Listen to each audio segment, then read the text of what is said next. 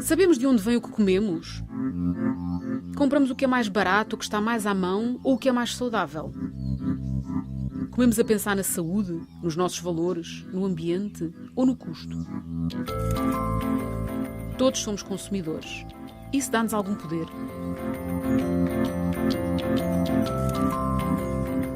Começámos pelo início. Fomos às compras e tentámos perceber o que é que uma mesa cheia de frutas e legumes nos diz. Eu acho que esta mesa nos diz que estamos a viver num cenário de produção em quantidade, de produção não feita num sentido de aumentar a resiliência do sistema, mas de aumentar a eficácia do sistema. Não é? Também diz-nos que nós, os consumidores, temos cada vez menos controle do sistema alimentar e dos produtos que estão na nossa mesa. E a questão é isso que nós queremos para nós, é isso que nós queremos para as nossas gerações. De um pequeno supermercado do centro de Lisboa, trouxemos um pouco de tudo vindo de um mercado que é global. Abóbora portuguesa, aipo espanhol, batata francesa, berinjela espanhola, cenoura portuguesa, morangos espanhóis, melão do Brasil, tomates de Marrocos e de Espanha, cebolas da Holanda e do Peru. Supostamente compramos os bilhetes de avião e pagamos um contributo para reduzir a pegada ecológica. E depois, naquelas ações do dia-a-dia, de ir ao supermercado, obviamente que não temos consciência daquilo que estamos a fazer. Mas depois há o reverso da medalha, que é perceber se nós o fizermos conscientemente, nós nos conseguimos alimentar. E aí também tinha algumas dúvidas que isso fosse possível. Em Azeitão, na Quinta do Poial, Joana Macedo tenta, com a produção de pequenos legumes biológicos, respeitar a natureza. Um projeto iniciado pela mãe, Maria José Macedo, na década de 80, quando ainda pouco se falava de biológico em Portugal. As pessoas ainda acreditavam que as hortas eram biológicas, enquanto que não são. Temos que ter a plena noção que em Portugal as hortinhas pessoais, a maioria, não são biológicas.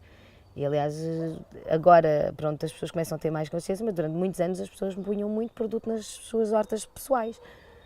Porque houve o boom dos produtos nos anos 80, quer dizer, o pós-25 de Abril foi abrir os mercados e tudo que vem de fora é bom, não é? E os produtos faziam parte, que era o produto fitofármaco era a modernidade também, não podemos esquecer disso. Para eles era o futuro. Hoje o biológico já conquistou um espaço e está a crescer. Os produtos do Poial são vendidos não só para alguns dos principais restaurantes do país, mas também no mercado do Príncipe Real, em Lisboa. Para Joana, contudo, falta ainda acontecer uma mudança fundamental. O consumidor perceber o poder que tem nas mãos. O poder de compra não é uma questão do poder que nós temos para comprar. O poder de compra, para mim, é o poder que nós temos a comprar. Isto quer dizer, o comprar é uma escolha, é darmos dinheiro àquela pessoa ou àquela. Isso é que é para mim o poder de compra. Eu compro este em vez deste. Isso é poder de compra. Boa! Então e tu? Boa, filho! Viemos a Montemoro Novo, à herdade do Freixo do Meio, ouvir Alfredo Cunhal Sendinho, que recebe os compradores dos seus cabazes e que aqui são mais do que consumidores. Estes animais, vocês sabem quanto tempo é que eles vivem? 2 anos, 3 anos. 2 anos. Cuidado, Vasco, que é o miúdo. 2 anos. Depois viram canja, que também é uma coisa interessante. Se há um distanciamento entre quem utiliza e quem promove, há um conjunto enorme de problemas, nomeadamente há uma desresponsabilização, porque as pessoas só podem ser responsáveis, ou seja, só podem ser conscientes, só podem fazer um trabalho consciente, desde que possam não só ter informação, mas participar também nos processos de decisão, dessa forma como se obtém o alimento. Por isso é que E são então, chamadas de coprodutores. Coprodutores. Elas são uma faceta diferente da produção, mas também são produtores. Não são apenas consumidores, que é o lugar que nós lhe demos no sistema dominante. 1 ou 2? Queres 2? Bom proveito. Muito obrigado. Tenho interesse em comer comida biológica, saudável, e acho que é mais interessante estar a adquirir os produtos numa organização da qual eu faço parte do que simplesmente ir à prateleira bio do supermercado. Há uma proximidade maior e depois todo este todo este processo também de juntar os associados, não é? De fazer aqui estes almoços, de explicar como é que isto funciona. Eu acho que a palavra mais importante é responsabilização. Não é? Um consumidor em Lisboa tem muita dificuldade em poder atuar.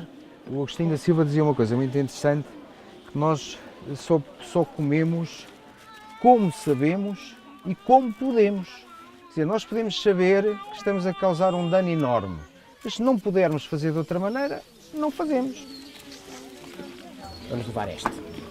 Pensava que era este. Este é melhor porque é uma marca portuguesa. Está bem? E este? Esse não sei de onde é que vem. Deixa cá perceber.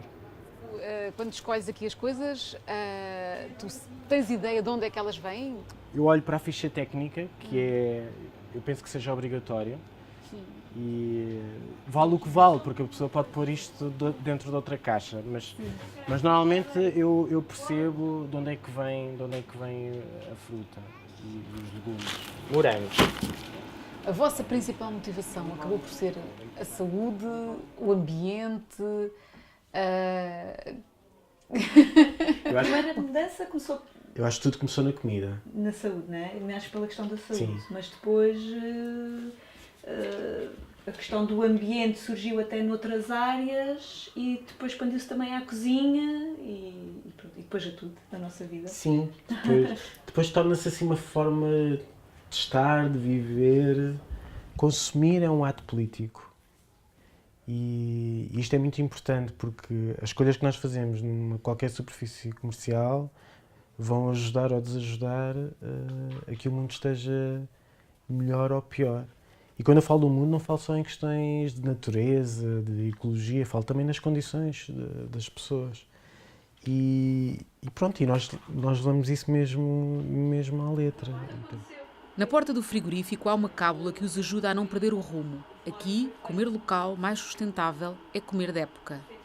Os meus pais agora não, já há algum tempo que se mudaram para uma vila, Algarvia, e quando nós vamos lá a determinadas alturas do ano, eles dão-nos coisas, as laranjas, ou as couves, ou os limões, e portanto essas eu consigo decorar qual é a altura do ano, mas a maior parte delas nem pensar. Portanto, aquela tabela está na porta do frigorífico, portanto é muito fácil o que é que está nesta altura. E pronto, e depois eu vou ao supermercado e como já desenvolvi uma espécie de cegueira, eu sei aquilo que posso trazer e aquilo que não posso trazer. Voltámos à longa mesa de frutas e legumes para perceber se é possível recuperar conhecimento perdido. Se eu comprar um tomate que não é um tomate da estação, o tomate não tem o mesmo sabor de um tomate da estação. E as pessoas, e nós perdemos um bocadinho este sentido, o sentido do sabor dos alimentos, o sentido da nossa ligação à terra. Nós temos que aprender e temos que introduzir novamente a temática de o que é sazonal e quais são os produtos que eu devo comer. Isso, obviamente, por exemplo, podia ser trabalhado nas cantinas escolares. Não é?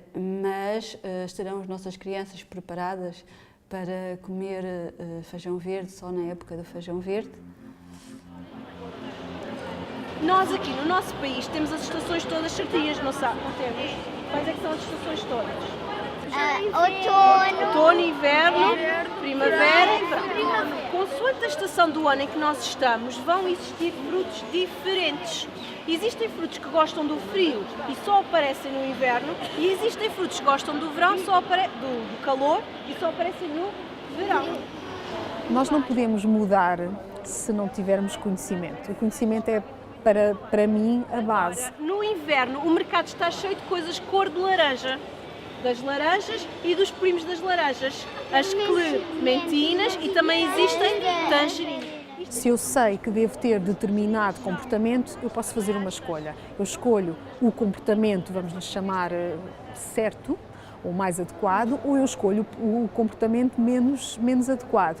Portanto, ensinar nutrição às crianças faz todo o sentido, porque se lhes ensinarmos quais são os alimentos que precisam para terem um bom desenvolvimento, a influência que esses nutrientes e esses alimentos têm na sua saúde, vamos ter futuros cidadãos mais informados. Eu queria um kiwi. Oh, 2. 2? Não, 3. Ai, 40. Essa é a grande mais-valia da educação alimentar nas camadas mais jovens e começa-se cada vez mais cedo. Portanto, estes temas devem acompanhar sempre o cidadão, tenha ele 4 anos ou tenha ele 90. É numa antiga fábrica de conservas no centro de Lisboa que vamos ao encontro de António Galapito, o jovem chefe do Prado, para perceber como se cozinha quase exclusivamente com o que a terra dá, na sua estação própria. Recebeste coisas, foi? Sim, chegaram hoje uns vegetais e uns cantarelos. Tens que usar os produtos que existem na estação, não podes... Pois, estás fechado naquele círculo do que é que podes usar. Não podes decidir, agora quero fazer uma coisa com tomates, não podes, não está na época. O que é que os teus clientes diriam? Não podes dizer uma coisa e fazer outra. Isso é... E também não acho que não vale a pena, não é? Porque é que eu hei de estar a usar tomates quando eles nunca vão estar bons? Mais vale usar brócolis, mais vale usar couves, rábanos, rabanetes, nabos. Trouxeram-nos estes rabanetes de várias cores. Este verde é um dos meus preferidos, é espetacular, super picante. Trouxeram-me estes vermelhos também. E isso tu combinaste com ele por telefone e já sabes o que é que vais fazer, já sabes como é que os vais usar?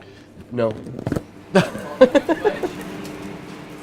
Para além de toda a lenga-lenga, é relativamente importante comprar o local ou comprar sazonal mais do que... Eu acho que sazonal ainda é mais importante do que o local. Porque não é? Tu plantares as coisas na altura certa faz muito mais sentido do que não o fazer. Mas isso foi uma coisa que tu despertaste para isso quando? Foi em Londres? Em Londres, eu acho que sim. E agora eu queria aprofundar mais essa parte. Ser esse o teu único entrave enquanto cozinheiro e para a tua equipa toda, o único entrave é temos que cozinhar sazonal. Portanto, tudo que venham ideias, venham, mas se falares de ideias com tomate, a não ser que seja fermentado hoje, se calhar mais vale não falares. Não fico mesmo chateado de todo. É só mesmo Fónix. Pronto, já vou ter que pensar nisto. Para além de tudo o resto, é mais isto outra vez. Uma coisa que tive, já estávamos aqui há 3 semanas para mudar o prato vegetariano, conseguimos, puma, temos que mudá-lo outra vez. E tu, percebes? É aquele challenge, mas acho que até tem piada. Às vezes. Não, tem sempre piada. O desafio de saber de onde vem o que comemos anda de mãos dadas com um dos mais importantes projetos da FAO, a organização que, a nível mundial, discute o que se produz e o que comemos, apoiar os pequenos agricultores familiares e, no caminho, recuperar o domínio da alimentação. Nós entregamos a responsabilidade da alimentação a terceiras pessoas e não sabemos nada do que nós comemos. Hoje a gente pensa em comida, a gente pensa na produção, do lado do produtor. Temos que fazer um switch, né? Mudança de foco, para o lado do consumidor. Organizar o consumo para ser um consumo responsável é realmente uma tarefa gigantesca.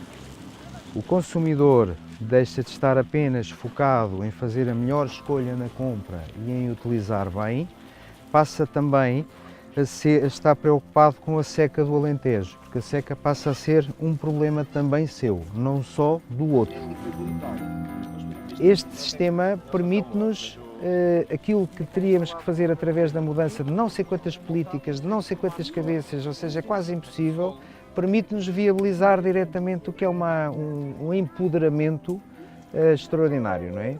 A gente diz assim, epá, queríamos fazer uma coisa, mas não podemos, queremos construir um comboio, uma linha de comboio daqui para Lisboa. Não podemos, o governo não há dinheiro, ninguém acha que isso seja uma prioridade. Arranjamos um grupo de pessoas que quer fazer a linha de comboio, cotizamos-nos e fazemos a linha de comboio e quando a gente menos espera estamos no comboio em Lisboa. Todos somos consumidores e a maior parte de nós vive em cidades, onde se debate agora a maneira mais sustentável de alimentar mais gente. Em 2050 vamos ser 9 mil milhões de pessoas, 70% dessa população a viver em áreas urbanas. Produtores e consumidores cada vez mais próximos, será esse o futuro? E mais do que saber de onde vem o que comemos, poderemos saber quantos quilómetros percorre até nós? Como funciona esse circuito? Poderemos torná-lo mais curto? Ah